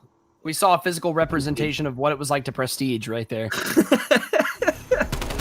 Climbed the ladder, and then Call of Duty said, no, back to the bottom. And then skill-based matchmaking just came in absolutely piled drive. But as Freshie finds a couple, looks for the Diamati shots around the corner. That's going to be Plasmid, though, who does go ahead and pick up a bit of time. But once again, Rated Gaming has those spawns towards P2.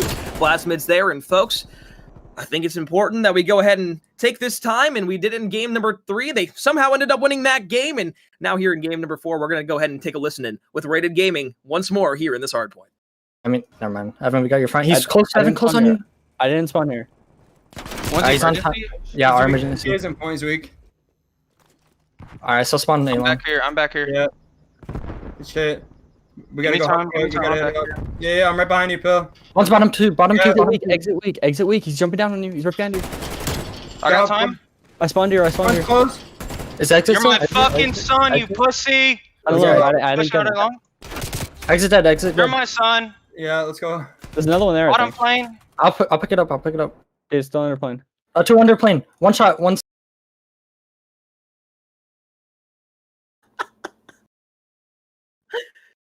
Spawn's not chaotic at all. Rather, the comp's not chaotic at all. And, well, you can hear that they got a little bit of momentum going right now. They are feeling themselves here inside of this game. And more importantly, the comms, it sounded like something you might hear out of a player like Clayster or something like that, trying to rally the troops to get everybody around him to support and fly through.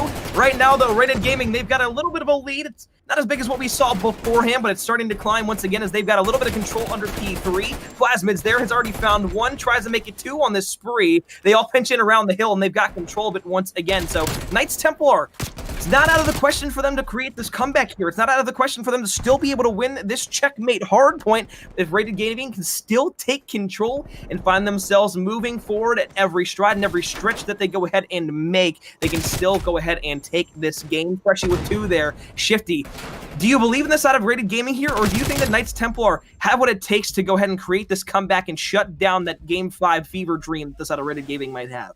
I don't know, man. With the runs that we're hearing from Rated Gaming, I mean, the mental is absolutely well put together for Rated White at this point now. I mean, they're trash talking. They seem to be back in the positive vibes category, and honestly, with this much of a lead and as much map control as we've seen from them throughout the duration of this hardpoint, it's going to be tough for Knights Templar to come back to this one. I mean, a 50-second almost deficit now for the side of Knights Templar, unfortunately. However, one solid hold here could bring them right back into this game, and Plasmid was looking to do just that, but Pilly and Co., especially with a 2-piece from Kaiser, will break right back into this hardpoint. Before this match started, folks, we mentioned two quick players that were going to be the difference makers inside of this hardpoint for the side of Rated Gaming. Obviously, Kaiser, being that entry frag player with the SMG, going to be able to get up personal and aggressive into the face of Knights Templar to shut down every hold that they have. At 23 and 23, you might say he's having an alright game, but in terms of engagements, he has been around the map and getting every single gunfight that he could take, whether it's a win or a loss. Also, we mentioned Koi, 27 and 19, being that dominant main AR player that the side of Rated Gaming needs. Rotations on over towards P5 are through. Spawns for Knights Templar are there. Tough. However, we have to go ahead and make sure that we understand that Rated Gaming can hold this one down very easily unless a pinch is able to come through. Freshie, Koi, Pilly, all four go down. Team wipe is there across the map. They'll spawn. Rated Gaming, just 20 to 30 more seconds will go ahead and not only give them the win, but force a map number 5. Can Knights Templar not only break, but hold this point and force this one to go on a little bit further here in game number 4? It's going to be a tough order for the side of Knights Templar to break in. They still have that spawn advantage. Nice nade, though, that may be huge as the kills did come in for Knights Templar finally, and now Mythic forcing the issue back towards the Rated White spawn and doing just a damn good job of it, taking 2 big kills there, and now Knights Templar has at least stopped Rated Gaming's ability to win it on this hill, but with only 14 seconds needed, and we're looking primed and ready for a third set of rotations. It's going to be tough to keep them out, but Knights Templar are looking primed and ready to try their hardest. Pinstripe kill feed as of current. Neither team getting advantage, as now both Freshie and Mythic going to be contesting back and forth here as Freshie will drop. Big time here for Knights Templar. 40 seconds for this all to change. For the time being, Knights Templar, they've got the spawns over towards P2. That's big because they can't win off of this hard point, but Rated Gaming can still win off of this. So even if the side of Knights Templar has to play for those rotational spawns, Rated Gaming can still continue to pile towards this hill and fly towards this hill because they know that they can still win. However, we're getting to a point where it's about to be time where they can't. However, Kaiser goes big with 2, traded out immediately. So now we are at the point where Rated Gaming cannot win off of this hard point. Freshie up front, leading the charge here for Rated Gaming to get towards the next point. Look at player number 1 spawn all the way across the map. That's Plasmid. Player number 4, last one alive in the back. Huge.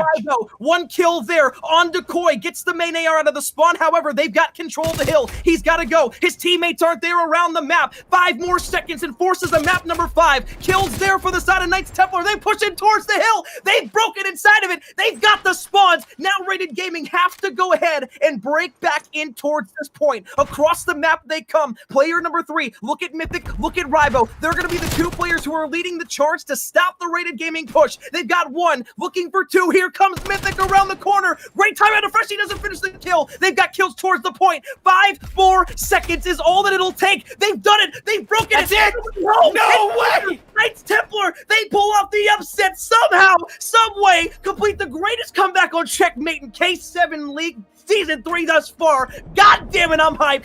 K7, you just got a treat here on a Wednesday night. Wow! Speechless. The comeback of the century here. KT could taste that money coming into game number 4, and they got it. 3-1 victory here for KT. KT after a, 60-point comeback, fellas? 60 point, I think that was 80 or 90 total up against like 14 points. The Rated Gaming squad, Rated Gaming White. I'm glad I didn't have to cast that one because I can tell that you guys are breathless after a match like that. 3-1, and I do believe that means Mr. McCormish here was correct in his prediction. Is that correct, Kyle? Or Corn? What?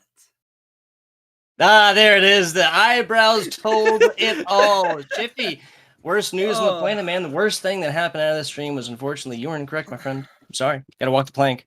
I don't even care. What? After a match like that, I hear you. Did we just watch? Imagine watching it for free. Got it for free on YouTube. Love to see it, dude. A series I'd pay money for all day long. Fantastic stuff. Gentlemen, got a question for both of you here. Shifty, you up first for me.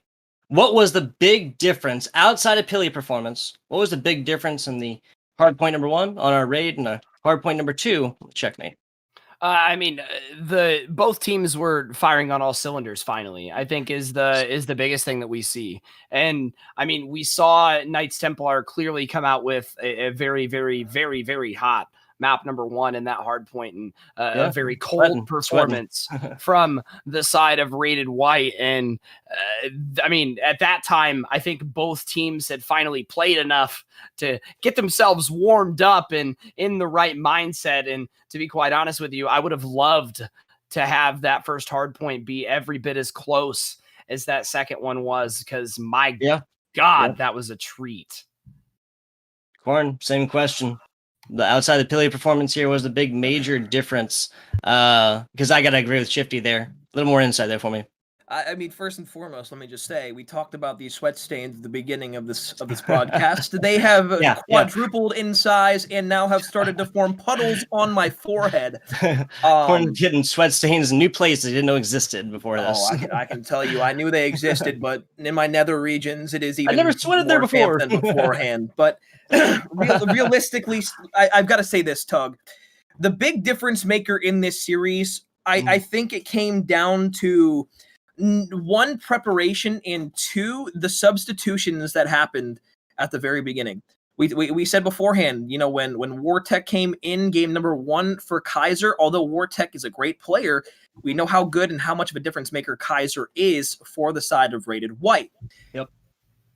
That's number 1. Number 2, for the side of Knights Templar, they were a team and are a team that has played together many, many times and are going to continue to play together for the rest of the year, not only in K7, but also in the CCL as well. They're a team that has had a lot of practice because they have had to play together, all being from the same area, same college.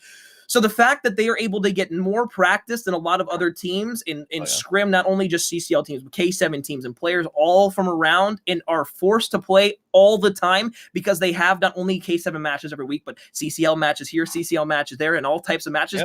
They come into the series and they're hot. Not only that, they were on a 2-win streak before coming into this. We know how much momentum kills opponents inside of Call of Duty. They win their 3rd in a row. They're heating up right before playoffs. We've got 2 more weeks. And if you're asking me what the difference maker was, it was the practice that went into this, but more importantly, the momentum that Knights Templar had. And of course, those changes that we had to have at the beginning of the game with substitutions. I hear you. So substitutions, momentum being the answer really here from Corn, as well as and plasmid, you know, just throw that up in the air. That's entirely fair. I'll mention that after I kind of give a little recap of these scores. 250-128 for Knights Templar on the hard point number 1. That was over there on Raid, practically doubling up in a map that performance-wise really is not going to be replicated outside, of course, the Search and Destroy. That started out with Rated Gaming White coming out strong, 2 rounds on there. And speaking of Simtexes and performances therein, 3 of the 12 deaths that happened between rounds 1 and 2 came because of plasmas. Kaiser got 2 of them, and that is just that's wild. It's 25% just dying to well-placed explosives tossed through the air. Number 3 is map number 3, a barn burner, nail biter, slobber knocker, as my man Shifty here will call it frequently. 3-2 goes all the way down after the first 4 are nothing but defense all the time. Went down in the last few seconds. And speaking of the last few seconds, 250-246 for Knights Templar there in game number 4 after, I think, again, a 60-point comeback in which Rated White was able to get, I think, like 4 points off the back of Kaiser getting some really solid entry frags. 2 of them there got damage on a 3rd that did get cleaned up by a teammate as well. And so that right there got them to that 246. That's spitting distance. That's flirting with 250 and a map win on that 4th. They would have pushed this to a map number 5. That is, at this point, theory crafting at its worst, gentlemen. A fantastic match.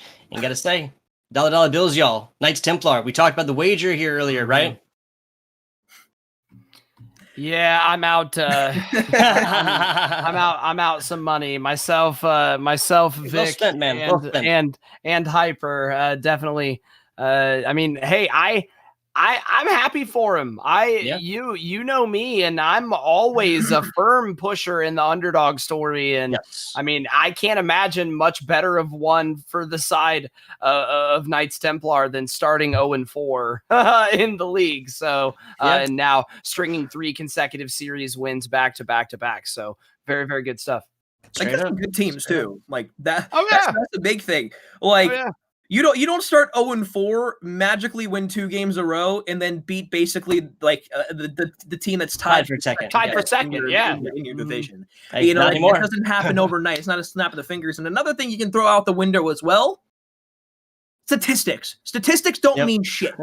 That's the biggest thing. They don't mean a damn thing because we just got proved wrong. Like 3 maps besides the one on Control where they were statistically better, and that was a 3-3 compared to a 5-1. And so both teams, I mean, it kind of showed how close it was, that it was their best game modes between the two of them. Right away, snuck it out at the very end, and that came off of unfortunate timing as well. Tug, you look like you've got something to say here, so I'm going to kick it back to you real quick. I gotta say, because you hit what me is with the little this one. dancing finger doing? We were not wrong. You guys were wrong. You hit me with that like a while ago, and it's just been boiling on in there. Got to get back there. Now the prediction, right? But like you said, man, stats out the window. Take the numbers, just burn them, because everything we kind of came in here try to give that narrative kind of as so far as what to expect. A lot of that again provided from DropShotStats as well. Not a whole lot accurate that way. Now, looking at these leaderboards, we were mentioning this is a rated gaming white squad that came into this tide for a second. That's no longer the case, gentlemen. Knights Templar are now 3-5, pushing their map wins to 10, map losses to 13 after a 3-1 victory. Rated gaming white dropping down to 4-3.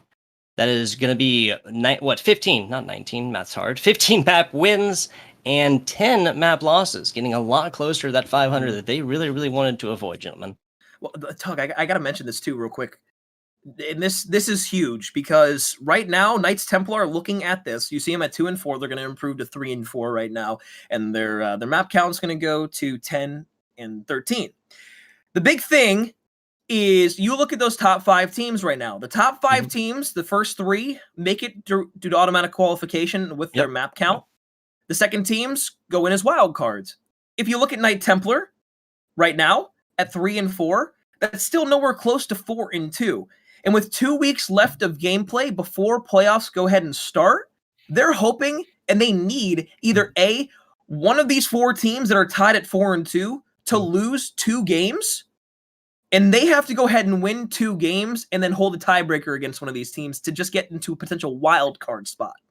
So not only is that game pretty big, but more importantly for Rated White, if you have to go and play another great team inside of your division, and then you lose that game and go to 4-4, and Knights Templar at 4-4, they've technically got the tiebreaker over you to get into playoffs, and then that gives you the spot. So Rated White, that wasn't just a game where they were fighting for potential playoff spot. They were fighting for a spot against Knights Templar, who not only turned it up, could very easily and probably will finish the season at 5-4. Yeah, and also Monolithic's only played 6 games as well. With that performance, that's only puts them 2 map wins above. So Rated White takes their next, Monolithic takes their next at a 3-0 or even a 3-2 or 3-1, That will put them numerically above Rated White. And let's look it on to the schedule as far as what is to be expected for the future. This has been our Tuesday 10 p.m. match. Tomorrow 8 p.m. Tomorrow 10 p.m. Thursday 8 p.m. Thursday 10 p.m. And that is where our attention will be, that Monolithic finale matchup, gentlemen. That is really where a lot of this will be decided, at least coming into week number 9 next week. Yeah, myself and Trevor will be on that cast tomorrow night at 10. And again, it's definitely going to be absolutely huge for the implications of the interdivisional standings as we progress that much closer to the playoffs. Shifty and Trevor at 10, myself and Brett at 8. It's going to be a night of great matches. Yeah, that is a bunch of goats involved with that broadcast. You gentlemen did a fantastic job here tonight. There it is.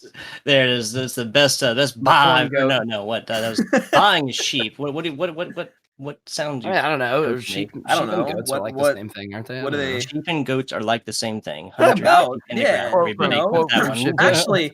That could have some like really deep meanings and stuff like that we can't really get into now because that will take like 10 years to explain. But it's philosophical. Yeah, it is. And did we mean to go that far? Absolutely not. Did we go that far? No. But we're okay. Instigating mental boundaries being pushed and encouraging our viewers to think outside the box. His official Don't do it. It's slogan not of KT. Yeah, exactly. We are, at the end of the day, we are Just be a asking COD at the end of the day, we are asking COD players to do that. And hey, be a sheep or be a goat, same thing, right? Exactly. We want to go ahead and give a shout out to the people that make this possible. Big shout outs to Hero, Victory, as well as Kamaka down there producing away, making our jobs as desk code for myself and casters for you guys just so much easier. As well as Hyper coming in, head ref. Big stuff. Really appreciate that. Those the orgs here, just a list of our partners or Spartners as we've come to know them here as, based on the frequent and completely intentional pronunciation of what these guys actually are, right? They're partners. That is GitGudHosts, DropShotStats, Gamers Resort, DesignByYou.com, and Rogue Energy. You can check out more about what they're doing on their website and their Twitters. But with that, gentlemen, I do believe we have reached my least favorite part of any broadcast, and that, of course, is the end. I'm FBI Tugboat. Got Shifty and Corn here. Gentlemen, do we have anything else for the good people before we get them on out of here? Honestly, the only thing I can say is I love each and every one of you. And as we get ready for playoffs, folks, the action's only going to get much, much more exciting and more high octane than you could ever think. Because playoffs, they bring the best out of teams, Tugboat, Shifty, and I know they bring the best out of us. Yes, sir. You definitely saw that here on Play Tonight. Shifty? Thank you guys for watching. Big shout out again to Knights Templar for taking it in a 3-1 fashion and costing me money. As we will see you guys tomorrow night at 8 p.m. Same bat time, same bat channel. Yes, with sir. Corn and Brett taking you through that one, myself and Trevor at the 10 o'clock match. Thank you guys for watching. We'll see you later. Yes, sir. Little Get Good action coming up here. Check it out. We'll check you guys out tomorrow. Yeah.